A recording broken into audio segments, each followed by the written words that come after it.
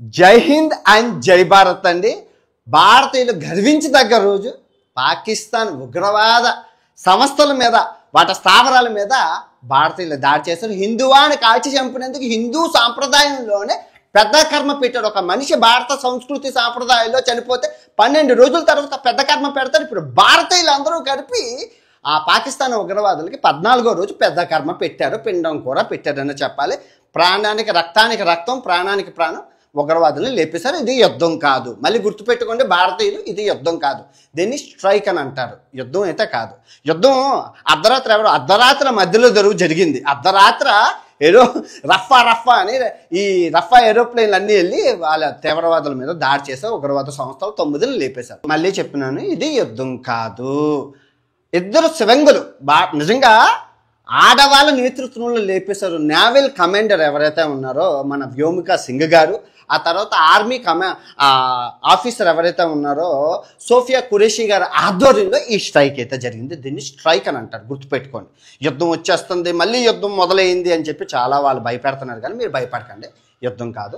ఈరోజు సాయంత్రం భారతదేశ టైం ప్రకారం 4 నుంచి 7 వరకు మాక్ డ్రిల్ జరుగుతుంది. డ్రిల్ అంటే ఒకళ్ళ యుద్ధం ఎలాగైతే వస్తుందో మీరు వస్తే ఎలాగా మీరు సేఫ్ అవ్వాలి అని చెప్పి ఒక ఎగ్జాంపుల్గా తెలియని వాళ్ళకి చూపిస్తారు, అవగాహన చేసి చూపిస్తారు. అందులో అందరూ చూడండి, నేర్చుకోండి. మాకు ఆర్మీ ఇప్పుడు మేము ఎన్సీసీ చేసేటప్పుడు 3 మెయిన్ విభాగాలు ఉంటాయి. ఆర్మీ, నేవీ, ఎయిర్ ఫోర్స్ అని ఉంటుంది. ఇప్పుడు వీటి మీద దాడి మెయిన్గా చేసింది ఏంటంటే ఎయిర్ ఫోర్స్, ఆకాశ గగనతలంలో చేసిన స్థావరాల మీద దాడి. సో మీకు ఇప్పుడు అర్థమైంది కదా.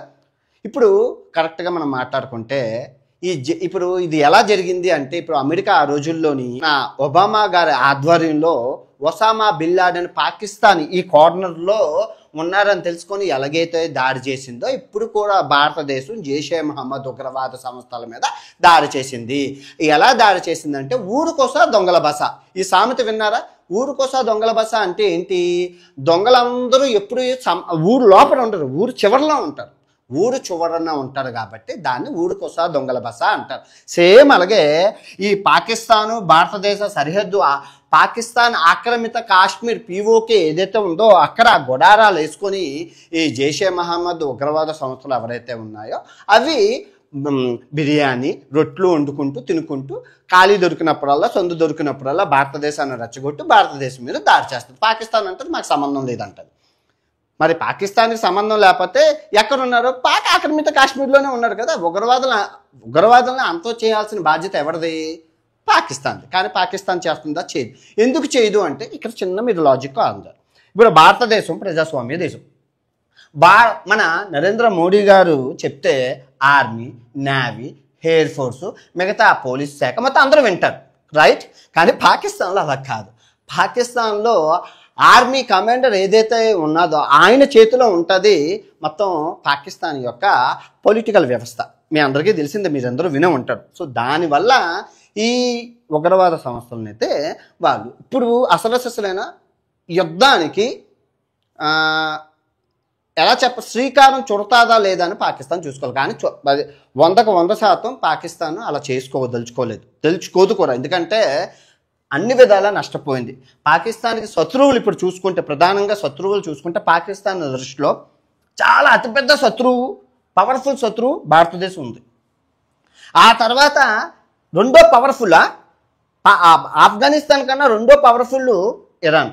ఇరాన్ చాలా పవర్ఫుల్ అండి, మామూలు విషయం కాదు. ఇరాన్ దగ్గర మన దగ్గర ఎంత పవర్ఫుల్ అయితే ఉన్నాయో వాటి దగ్గర కూడా అలాగే ఉన్నాయి. ఆ తర్వాత ఆఫ్ఘనిస్తాన్ 3, తర్వాత సొంత ఇంట్లో కుంపటైనా మన బల్చిస్తాన్ ఉంది. 4 మొగుళ్ళు ఉన్నారు ఇప్పుడు పాకిస్తాన్కి.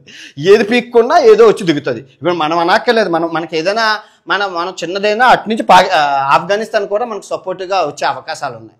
అది కాకుండా అగ్రరాజ్యాలు రష్యా, ఇంత పెద్ద భూగోళికం, ఇంత పెద్ద అమెరికా, అసలు కళలో కూడా అది ఊహించదు, నాశనం అయిపోతుందని తెలుసు. పాకిస్తాన్కి అయితే ఇప్పుడు పాకిస్తాన్ కోర్టులో ఉంది. యుద్ధం చేస్తుందా? ఇక్కడ ముందు గొయ్య వెనక నుంచి పాకిస్తాన్ పరిస్థితి ఎలా ఉందంటే, ఒప్పుకుంటే ఈ స్ట్రైక్ని కాదు, చచ్చిపోయింది ఉగ్రవాదులు కాదు, మా మా మా పాకిస్తాన్ పౌరులు అని ఒప్పుకుంటే యుద్ధం చెయ్యాలి. ఎందుకంటే పగ ప్రతీకారం తీర్చుకోవాలి. కాకుండా అది ఉగ్రవాదులే అని ఒప్పుకుంటే ఏ కథం ఉండదు. అంటే పాకిస్తాన్ దగ్గర ఉగ్రవాదులు పెంచి పోషిస్తుందని చెప్పి వాళ్ళ నోటిన అదే చూడండి మన భారతీయులు ఎంత తెలివైన వాళ్ళు ఎప్పుడు అంటుంటాను కదా, ఇదే నిదర్శనం. కర్ర విరగకూడదు పాము చావకూడదు అన్నట్లు ఆడపిల్లలు ఇద్దరు శివంగల చేతులతో నేవల్ ఆఫీసర్ ఆర్మీ ఆఫీసర్ అంటే ఇంకా మగవాళ్ళు మేము దిగలేదు రంగంలోకి, ఇద్దరు ఆడవాళ్ళతోనే మిమ్మల్ని ఇలా పోయించామని చెప్పి ఆపరేషన్ సింధూర్ అని పెట్టారు. సింధూర్ అంటే మీ అందరికీ తెలుసు, మన హిందూ సాంప్రదాయంలో ఆడవాళ్ళకి నిదుటిన సింధూరం అనేది చాలా ఇంపార్టెంట్.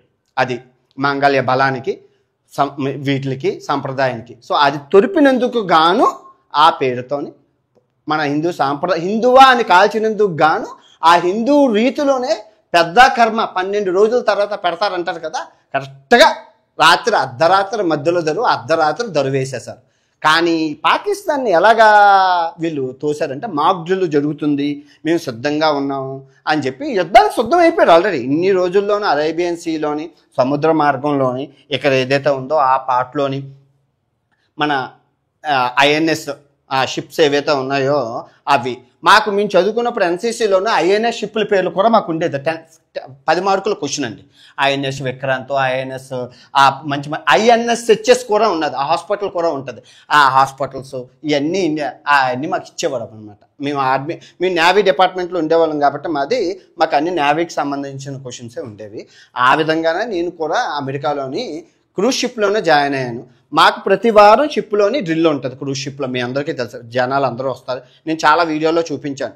ఇన్ కేసు పడవ మునిగిపోతే మేము ఏం చెయ్యాలి, మా పొజిషన్స్ ఏంటి, మేము ఎక్కడెక్కడ ఉండాలి, ఎలా సేవ్ చేయాలి, అండ్ తర్వాత ఊపిరి ఆడిపోయిన వాళ్ళకి ఊపిరి ఎలాగా, ఫైర్ వచ్చిన వాళ్ళకి ఫైర్ ఫైటింగ్, ఇవన్నీ మేము చేసాం. మేము ఆర్మీ అది పక్కన పెడితే నేను ఫైర్ ఫైటర్ని. నేను అంటే అలా వేస్తే ఒక ఎలక్ట్రానిక్ ఫైర్కి ఏది వాడాలి, ఆ చెక్కలు కాలిపోతే ఏది వాడాలి, కెమికల్ కాలిపోతే ఏది వాడాలి అని అన్నీ మేము నేర్చుకున్నాము. వాటర్ ఎప్పుడు వాడాలి ఎలాగా అని చెప్పి పెద్ద ఫైర్ హోస్ని పెట్టుకొని చేస్తాం. అన్వేషి ఇప్పుడు యుద్ధం వస్తే నువ్వేం చేస్తావు అంటే ఇమీడియట్గా తట్టా బుట్టా చదువుకొని యుద్ధ వాతావరణం ఎక్కడ జరుగుతుందో అక్కడికి వెళ్ళిపోతాను. మాకు ఎన్సీసీలో ఏం చెప్పారంటే దేశం క్లిష్ట పరిస్థితుల్లో ఉన్నప్పుడు, మన దేశం యుద్ధ పరిస్థితుల్లో ఉన్నప్పుడు మన చేతిలో ఆర్మీ ఏదైతే ఉందో అది తగ్గుతున్నప్పుడు మీరు ఆల్రెడీ మీరు చిన్నప్పుడు మీరు ట్రైనింగ్ అయ్యారు కాబట్టి మీరే ముందు పార్టిసిపేషన్ చేయాలని మాకు ఆ రోజుల్లో మా కమాండర్స్ వాళ్ళు, చీఫ్ ఆఫీసర్స్ వాళ్ళు ఎవరైతే ఉన్నారో మాకు చెప్పారు అక్కడ ఆ టీం మెంబర్స్ వాళ్ళు. సో మాకు చిన్నప్పుడే నిజమైన గన్నలు ఇచ్చి మాకు కాల్పించారు అనమాట. నిజమైన గన్నలు కరెక్ట్గా. ఇప్పుడు చిన్నపిల్లలు ఏదో కాలుస్తుంటారు కానీ మేము నా చిన్నప్పుడే నేను కాల్చినవి 15-20 బుల్లెట్లు ఒక ట్రైనింగ్లో 13 ఆంధ్ర నేవల్ బెటాలియన్ కమాండ్ మా గ్రూపు ఏదైతే ఉందో మేము కొండ మీదకి వెళ్ళి గన్ రేంజ్ ఫైర్లోనే నిజమైన బుల్లెట్లు కాల్చాము. మేము అన్నీ కాల్చాము, సర్టిఫికెట్లు కూడా ఉన్నాయి. సో ఆ అవగాహన ఉంది కాబట్టి మేమే ముందు వెళ్తాం. ఎందుకంటే పిల్లలు లేదు, పిల్లలు లేరు, ఎవరో లేదు, ఏక నిరంజనగానే కాబట్టి వెళ్తాం. వెళ్ళి ముందు అక్కడ పార్టిసిపేషన్ చేస్తాము, మీ అందరికీ అది చూపిద్దాం. ఓకే, ఏది వాలంటరీ సర్వీస్, దాన్ని వాలంటరీ అంటారు. నువ్వు ఏదైనా చేయొచ్చు, యుద్ధమే గన్నలు పెట్టుకొని కాల్చక్కర్లేదు. ఆ గన్నలు ఆ బుల్లెట్లను తీసి పక్కన వేయడం, ఆ చెత్త అంతా క్లియర్ చేయడం, ఆ గాయపడిన వాళ్ళకి అది వాలంటరీ సర్వీస్ అంటారు. ఇది ఇజ్రాయెల్ దేశంలోని ప్రతి పౌరుడు చేస్తారు. కానీ మన భారతదేశంలో ఏంటంటే అలా లేకుండా ఆ దేశభక్తి అనేది కొంచెం ఈ ఎన్సీసీ రూపంలోనే పెట్టారు, అందరికీ ఇవ్వకుండా. కానీ ఇజ్రాయెల్లో ప్రతి పౌరుడు ఆర్మీ, నేవీ, ఎయిర్ ఫోర్స్లో చెయ్యాలి. చేశాక బయటకు రావాలి. ఎందుకంటే ఇజ్రాయెల్ చుట్టూ మొత్తం శత్రు దేశాలు పంచుకొని ఉన్నది. అందుకే వాళ్ళు ఎప్పుడూ యుద్ధానికి సిద్ధంగా ఉండాలని చెప్పి ప్రతి పౌరుణ్ణి యుద్ధ సన్నాహాలతో వాళ్ళు తీర్పిస్తారు. నేను చాలా వీడియోలో నేను చెప్పాను ఈ విషయం, మీకు ఇప్పుడు అర్థమైంది కదా. మరి యుద్ధం వస్తుందా రాదా అంటే యుద్ధం చేసుకుంటే 2 దేశాలకి నష్టమే. ఆ పాకిస్తాన్ దగ్గర కూడా అణ్వాయుధాలు ఉన్నాయి, మన దగ్గర ఉన్నాయి. అవి ప్రయోగిస్తే ప్రాణ నష్టం కదా, ప్రాణాలు ప్రాంతాలు అన్నీ పోతాయి. ఇప్పుడు పాకిస్తాన్ అనేది నాశనం అయిపోతుంది. నాశనం అయిపోయినా మన గాయాలు అయితే తగులుతాయి కదా, చిన్న గాయాలు తగులుతూ ఉంటుంది కదా, మనకి ప్రాణ నష్టం జరుగుతుంది కదా, మన ఆర్మీ వాళ్ళు కూడా చనిపోతారు కదా. సో మనకి కూడా నష్టం జరుగుతూ ఉంటుంది. యుద్ధం రాకూడదనే కోరుకుందాం. ఇప్పుడు పాకిస్తాన్ ఏం చేస్తుందని తదుపరిగా చూడాలి అంతే. ఇప్పుడు ఇది చేసింది స్ట్రైక్. ఏది పాకిస్తాన్ ఉగ్రవాద సంస్థలు, జైషే మహమ్మద్ ఉగ్రవాద స్థావరాల మీద మేము చేసాం. అది కూడా పాకిస్తాన్ పౌరులకి ఇబ్బంది పెట్టకుండా, పాకిస్తాన్ ఆర్మీకి ఇబ్బంది పెట్టకుండా, పాకిస్తాన్కి ఎటువంటి సంబంధం లేకుండా ఉగ్రవాద స్థావరాలను ఎంచుకొని హోంవర్క్ చేసి దాని మీద దాడి చేసింది. అది ఇప్పుడు మీకు అర్థమైంది కదా క్లియర్గానా. ఓకే, నిజంగా భారతదేశం చేసిన నిజంగా ఈ గొప్ప విషయానికి ప్రతి భారతీయుడు గర్వించాలి. మనకు నిజంగా చాలా పొద్దున్న లెగిసినట్టే దివాళీ మళ్ళీ వచ్చిందిరా అనగానే చాలా హ్యాపీ ఫీల్ అయింది. ఈ వీడియో ఎంతటితో సంబంధం తిరిగి మరి మంచి వీడియోతో కలుగుతుంది. ఇట్లు మీ ప్రపంచ యాత్రికుడు. జై హింద్.